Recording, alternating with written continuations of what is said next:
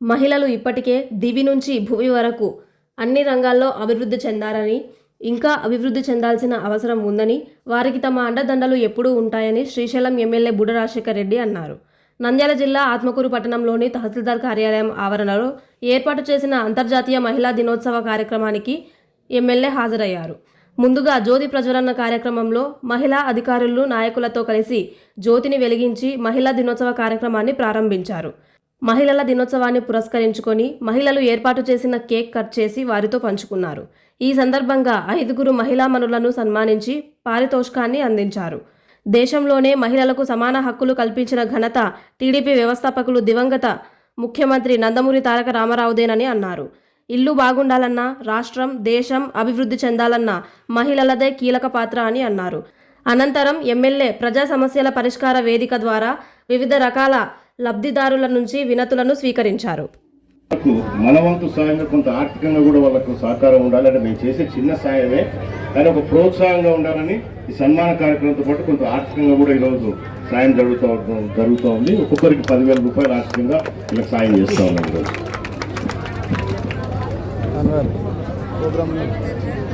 బండాత్మగురు అదే గ్రామానికి చెందినటువంటి పి అరుణ గారు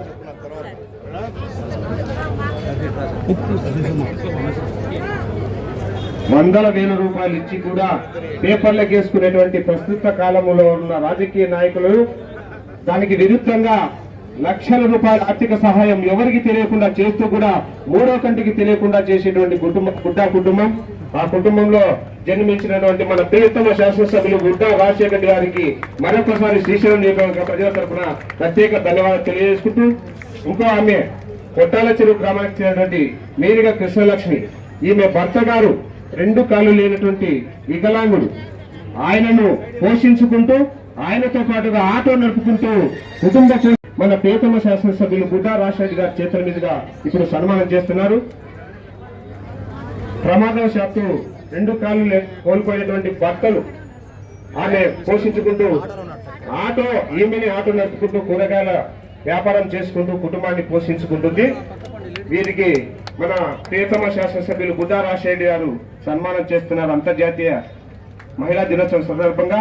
అలాగే కొద్దిగా ఆర్థిక సహాయం కూడా అందజేస్తున్నారు అన్నగారు సొంతంగా. అలాగే లక్ష్మి గారిని చూసి మీకు అందరికి ఒక ఇన్స్పిరేషన్ కావాలా. భర్తకి 2 కాళ్ళు లేవు, 1 కాలు. ఆమె కుటుంబ పోషణ ఇబ్బంది అవుతుంది కాబట్టి ఎంత ధైర్యం ఉండాలి చెప్పండి. ఆటో పెట్టుకొని ఆమె చేసుకుంటూ ఆమె కూరగాయలు అమ్ముకుంటూ ఊరు తిరుగుకుంటూ చేస్తూ ఉన్నట్టే అటువంటి వాళ్ళని చూసి మనం స్ఫూర్తి పొందాలి. మనం ఎందుకు చేయలేము?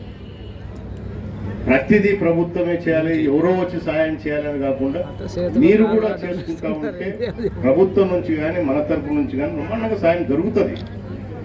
సో దయచేసి నేను ఇందాక మీటింగ్లో చెప్పింది కూడా అదే, మీ సొంత కాలం మీద మీరు నిలబడడానికి ప్రయత్నం చేయండి. ప్రభుత్వం నుంచి మా నుంచి సహకారాలు ఉంటాయి. దానికి అందరమ్మ మా మహిళలందరి తరఫున, నా తరఫున, మా రాష్ట్ర ప్రభుత్వం తరఫున ధన్యవాదాలు తల్లి. అలాగే ఇంతవరకు అన్నగారు చెప్పి ప్రజలందరి నోట హుస్సేన్ బి గారి పేరు వినేటట్లుగా చేసింది.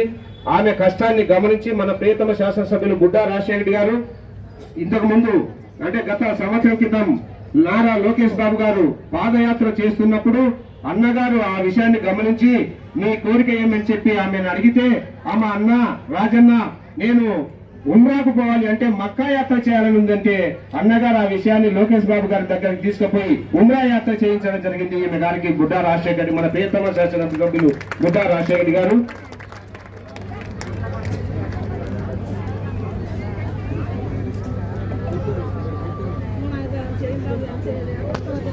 జరిగినందుకు. అలాగే మగవారితో పాటు మేము కూడా వేటిలో తక్కువ కాదని చెప్పి వెలుగోడు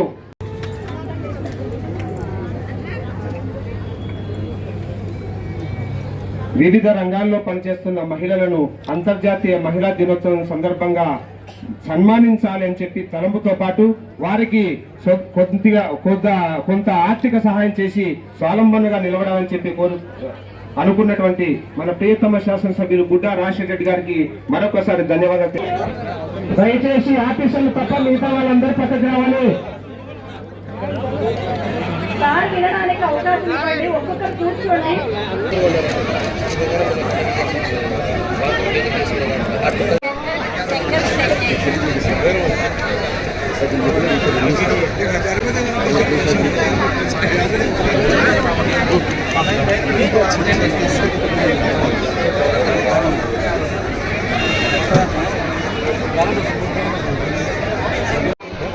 उधर आज कुछ काला